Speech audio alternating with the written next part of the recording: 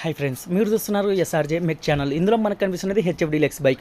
ఈ బైక్ అయితే మనం మ్యాగ్నెట్ కవర్ అయితే ఓపెన్ చేస్తే చూడండి, సెల్ఫ్ చైన్ అయితే పూర్తిగా సిలుం పట్టేసింది. అలాగే మనకి కాయల కింద కూడా సిలుం వచ్చేసింది. పికప్ కాయలు అయితే పూర్తిగా సిలుం పట్టి దాని చుట్టూ మెటల్ అయితే గడుచుకొని ఉంది. ఇంతలా ఇది సిలుం పట్టడానికి కారణం ఏమిటంటే, ఇంతకుముందు ఓపెన్ చేసిన మెకానిక్ ఈ మ్యాగ్నెట్ కవర్ ప్యాకింగ్ అయితే వేయలేదు.